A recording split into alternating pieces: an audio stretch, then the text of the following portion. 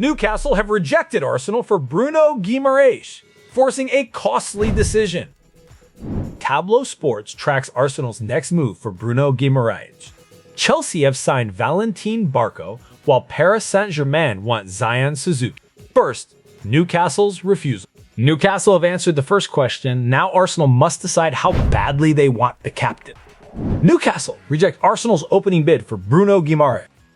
The rejection matters because this has moved beyond background admiration and become a formal Arsenal attempt. Newcastle benefit from making their resistance public because every interested club now knows the conversation starts at a painful number. Arsenal can't treat Bruno Guimaraes like a routine midfield option when they're trying to buy Newcastle's captain. Sky Sports reports that Newcastle United have rejected Arsenal's opening bid for Bruno Guimaraes. The Brazil midfielder remains a Newcastle player, Newcastle want to keep him, and Arsenal are considering whether to return with an improved offer. That's the verified position. Nothing's agreed, and there's no reason to start photoshopping him into next season's shirt before breakfast. This is where Arsenal's recruitment logic gets tested. Guimaraes can give them control under pressure, aggression around second balls, and the personality to demand possession when a match becomes ugly. Those qualities are expensive before you even add the captaincy, Newcastle's determination to retain him, and the premium attached to strengthening a Premier League rival. Very expensive.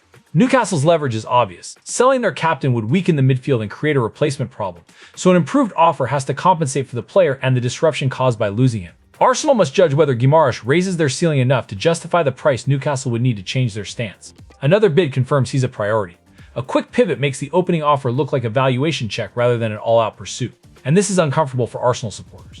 A cheaper midfielder might protect the budget, but cheaper doesn't automatically provide Guimaraes' authority or Premier League experience. Newcastle have forced Arsenal into the real debate already. Pay a captain's price or accept that the ideal fit belongs to a club with no appetite to sell. Arsenal already have one new arrival demanding attention. Christos Tzolis settles into Arsenal after £34 million move from Club Brugge. Christos Tzolis deserves to be judged as a £34 million first-team option, rather than buried beneath a more glamorous rumor. Fitness test headlines are useful, but his tactical adaptability and route into the starting side will decide whether the fee looks clever. Arsenal's winger rumors are creating pressure before Tzolis has even played a competitive match. Tzolis is now an Arsenal player after joining from Club Brugge for a reported £34 million, and he's already topped an Arsenal preseason fitness challenge. That's a fine first impression. Nobody's ever won the Premier League with a fitness spreadsheet though, so the real work begins when opponents close his space and force decisions at speed. The winger says he's a more complete player after his earlier spell in England, and that matters because Arsenal need attackers who can interpret several roles instead of waiting permanently on one touchline. His ability to settle quickly could affect how urgently the club pursues another elite winger, especially with reports linking Arsenal to Vinícius Júnior. That's serious competition. Tzolis says those reports don't unsettle him. Good answer. He'll still know that a superstar arrival would squeeze his minutes and change the hierarchy, so every preseason run carries competitive weight. Arsenal have paid enough to expect a genuine rotation battle, and Tzolis now has to turn encouraging testing numbers into starts. Chelsea's latest long contract brings a genuine positional question. Chelsea signed Argentina international Valetín Barco from Strasbourg. Valetín Barco has a plausible senior pathway because Chelsea can use him at left back or in midfield. The 7-year deal will dominate the reaction, but his immediate role matters more than another argument about contract length. Chelsea must define that role quickly, or versatility could become a polite word for irregular minutes. Chelsea have officially signed Argentina international Valetín Barco from Strasbourg on a 7-year deal. He previously played for Brighton, but the current position is clear.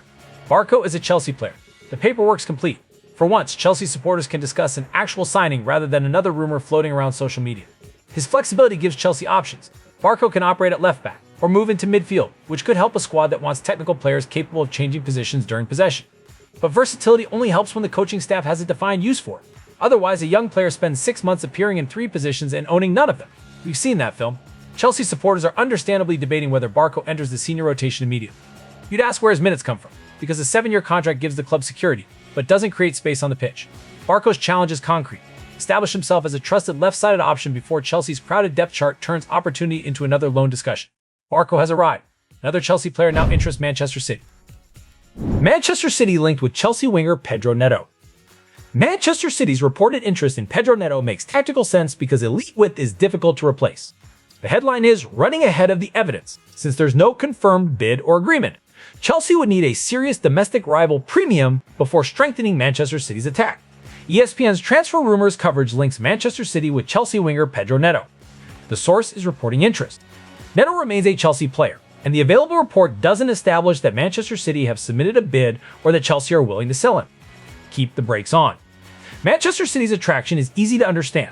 Neto can carry the ball at speed, threaten from wide areas, and force defenders to turn toward their own goal, qualities that become precious when a possession-heavy side faces a compact block. Chelsea's question would be brutal. What price could possibly justify handing that weapon to a direct rival? Fans are right to be suspicious. Selling within the Premier League means living with the consequence every weekend, possibly while Neto creates chances against Chelsea in a title race. Until a bid arrives, this remains a prominent report with obvious tactical logic and equally obvious political danger. Chelsea would own that risk. Arsenal's next move for Bruno Guimaraes still hangs over everything. Brentford complete club record deal for Mamadou Sangaré. Brentford breaking their transfer record for Mamadou Sangaré places unusual pressure on a club praised for finding value. The fee matters because Brentford's recruitment model now has to succeed at a larger financial scale. Calling this a clever signing before he's played would be reputation doing the scouting. Brentford have completed a club record deal for Mamadou Sangaré. He's joined the club and the negotiations are finished. Done deal. That distinction matters on a day packed with reported interest because Brentford have moved beyond admiration and committed the largest transfer investment in their history. The scale changes the expectation.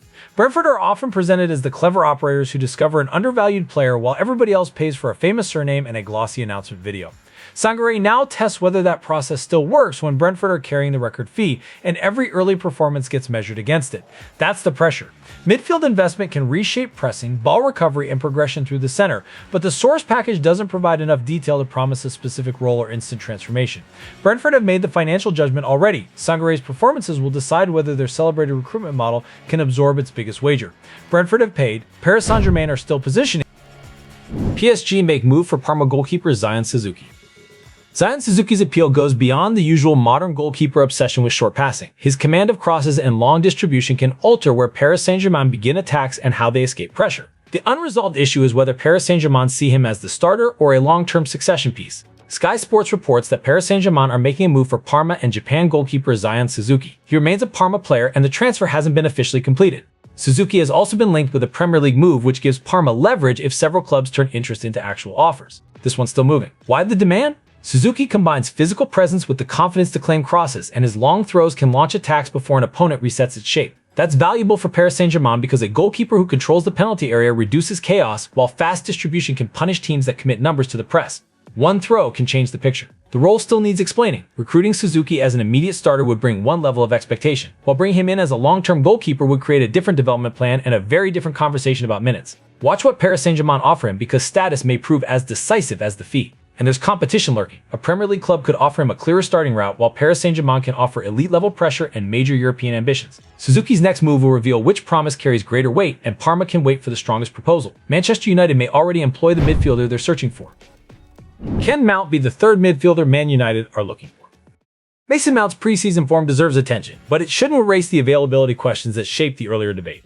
Manchester United benefit if Mount can become a reliable midfield option because that changes where their recruitment money must go. Sky Sports asks whether Manchester United need to keep searching when Mason Mount is already at the club and impressing in preseason. It's a fair question. Preseason can reveal fitness, confidence, and tactical suitability, although it can't recreate the pressure or physical demands of a full competitive schedule. That's the catch. Mount can help connect midfield with the attack, press aggressively, and arrive around the penalty area, but Manchester United need that contribution consistently. A few encouraging summer displays shouldn't become an excuse to ignore squad risk. If he stays available and earns a major role, the midfield plan changes. If he doesn't, the recruitment gap returns at the least convenient moment. Now comes the Arsenal rumor capable of swallowing every sensible conversation. Transfer rumors news: Arteta tries to convince Vinícius Júnior to join Arsenal. A report involving Mikel Arteta and Vinícius Júnior guarantees attention, but the available information doesn't confirm a transfer agreement. The glamour of Vinícius Júnior shouldn't blur Arsenal's immediate midfield decision after Newcastle rejected their Bruno Guimaraes bid.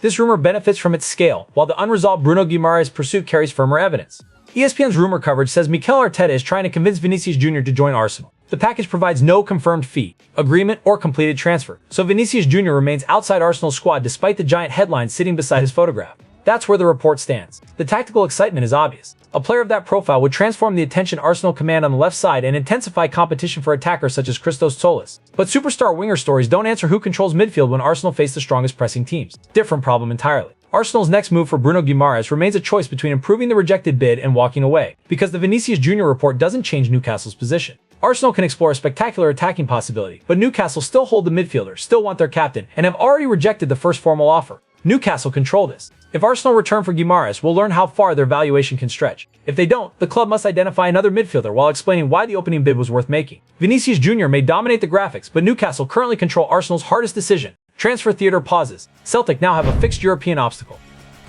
Celtic drawn against LASK as other Scottish sides discover opponents. Celtic's draw against LASK carries a clearer consequence than most transfer rumors because qualification will be settled on the pitch. The Austrian champions represent an immediate Champions League test, while 4 other Scottish clubs now know their potential European routes. Celtic will face Austrian champions LASK in the Champions League playoff round. 4 other Scottish sides have also discovered their potential opponents in the Europa League and Conference League. The routes defined now. No agent briefing can soften the consequence of this draw because Celtic have a named opponent and a place in the Champions League at stake. For Celtic, preparation now becomes specific. Their staff can study LASK's structure, plan for the away environment, and judge which squad weaknesses could be exposed across the tie. The transfer window still matters, but the deadline now carries a football consequence. Arrive underprepared, and Champions League qualification is placed directly at risk. Newcastle's rejection leaves Arsenal choosing between a bigger Bruno Guimaraes bid and a midfield pivot. Next, watch whether Arsenal return with real money or let the Vinícius Júnior noise consume the window.